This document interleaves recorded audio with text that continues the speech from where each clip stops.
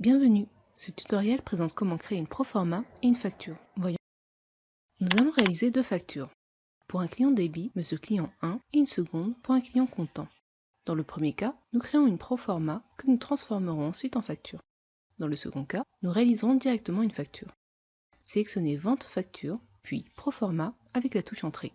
La fiche cliente de Monsieur Client 1 étant créée, nous pouvons lui fournir une proforma pour l'article qui l'intéresse, l'article A5. S'il s'agissait d'un nouveau client, il faudrait préalablement créer une fiche client pour pouvoir ensuite facturer ce compte.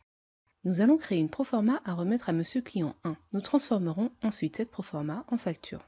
Sélectionnez Vente facture, puis Proforma, et enfin Saisie, Création, Modification et validez avec la touche Entrée. Souvenez-vous que la barre rouge au bas de votre écran vous indique les actions possibles. Pour créer une proforma, appuyez sur la touche Insert. La barre rouge au bas de votre écran indique les différentes méthodes pour sélectionner votre client. Si le client était un client comptant, il suffirait d'indiquer le code 9900 ou de taper sur la touche F10, deux façons de créer une facture comptant. Pour accéder à la liste des clients, indiquez la touche point d'interrogation qui permet la consultation de votre liste client. Concernant les clients débit, vous pouvez directement indiquer le code de votre client débit si vous le connaissez ou bien le rechercher dans votre liste de clients. Nous allons entamer la recherche dans la liste de nos clients en saisissant le point d'interrogation et en validant avec la touche Entrée. Sélectionnez la fiche client 1 avec la touche Entrée. Renseignez la date de livraison convenue et votre code vendeur. Le code vendeur est personnel. Veillez à utiliser votre code unique et personnel sur toutes les manipulations que vous opérez sur StockXL. Un contrôle du code vendeur peut être paramétré. Sachez également qu'un affichage par liste de noms de vendeurs est possible sur simple demande auprès de notre équipe. Sachez également que pour responsabiliser les équipes, des mouchards permettent d'identifier quel utilisateur a opéré, y compris s'il emploie un code différent de celui qui lui a été attribué. Il est donc recommandé de respecter l'attribution des codes utilisateurs définis par votre direction pour une meilleure organisation en interne. Vous pouvez indiquer un commentaire au besoin. Accédez à la zone de saisie avec la touche Entrée.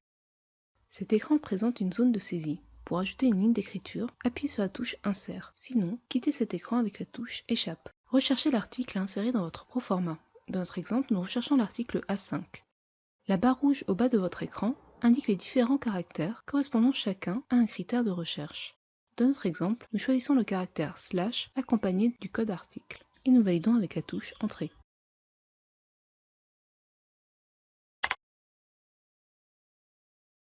Renseignez la quantité et validez avec la touche Entrée. Dans notre exemple, nous avons accès à la saisie du champ prix de vente. Si notre mot de passe ne l'autorisait pas, ce champ ne serait pas accessible. Lorsque le responsable de magasin a préalablement indiqué un prix de vente dans la fiche article, celui-ci apparaît sans possibilité de modification lors de la facturation. Une modification du prix de vente n'est autorisée que par le paramétrage du profil utilisateur. La possibilité d'accorder une remise est limitée aux droits de chaque utilisateur. Dans notre exemple, une remise de 10% est accordée à notre client. Dans notre exemple, la proforma est limitée à l'article A5. Nous pouvons quitter la saisie avec la touche Échappe. Vous avez la possibilité à cette étape de modifier votre saisie. Vous pouvez ajouter ou retirer un article, modifier des quantités ou des prix selon vos droits. Nous pouvons finaliser la proforma et lancer l'impression. Pour cela, quittez cet écran avec la touche Échappe. Notre proforma est prête pour impression. Pour cela, validez avec la touche Entrée. Retenez que Retour en saisie vous permet de modifier la proforma avant sa validation. L'option Modification pourcentage de remise n'est affichée que dans le cas où votre mot de passe autorise cette action.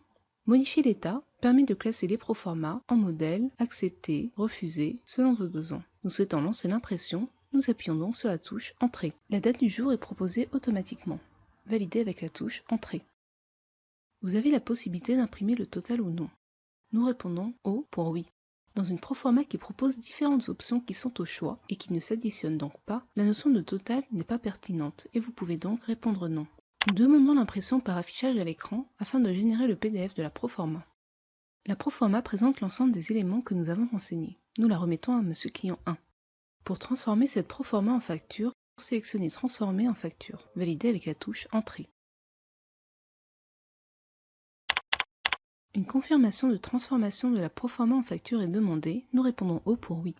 Renseignez l'emplacement de la facturation afin d'indiquer à StockXL de quel site la quantité doit être retirée. Cette option n'apparaît que si vous disposez du module multilocalisation. Nous validons avec la touche Entrée. Indiquez votre code vendeur. La saisie reprend bien les éléments de la proforma validée par le client 1. Nous pouvons quitter la saisie de facture avec la touche Échappe. Vous avez la possibilité d'encaisser un acompte. Pour cela, validez avec la touche Entrée. Renseignez les champs ci-dessus et validez avec la touche Entrée.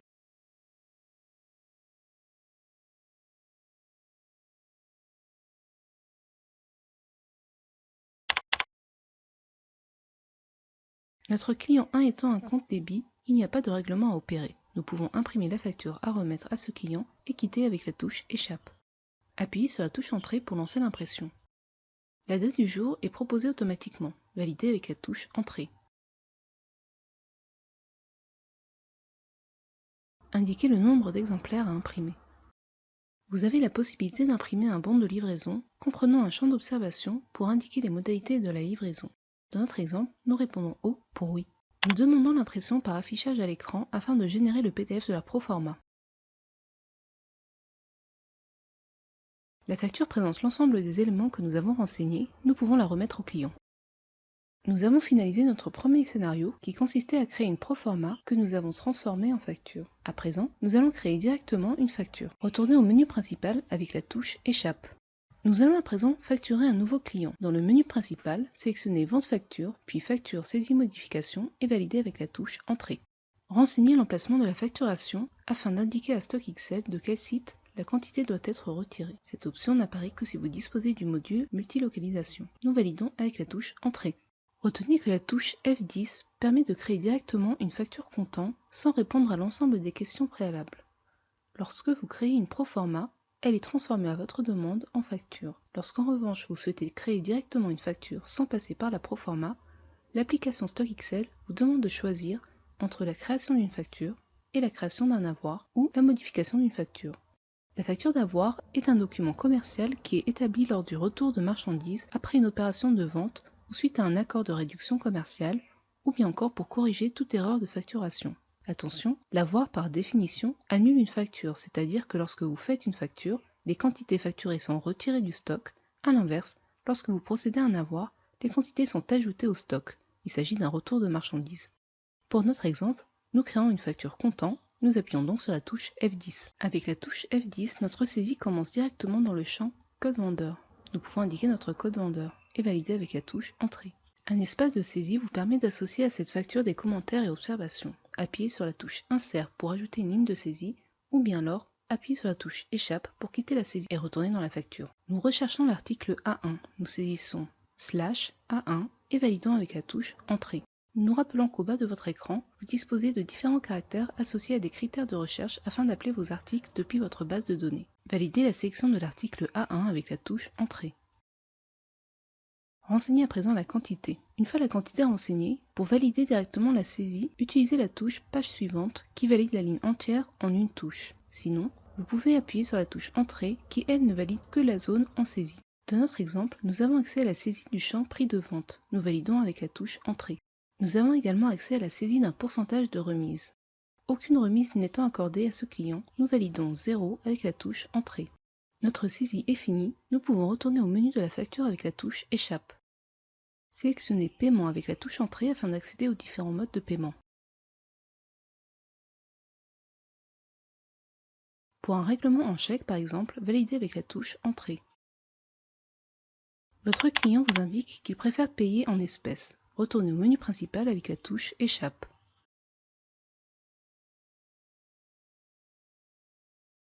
Saisissez le montant remis par votre client et validez avec la touche Entrée. Le montant à remettre à votre client apparaît automatiquement. Nous avons procédé à une facturation depuis une proforma et une facture directe. Nous pouvons à présent quitter l'application StockXL avec la touche Échappe. Félicitations, nous avons réalisé nos premières factures avec succès. Nous pouvons quitter l'application en répondant O pour oui. À bientôt!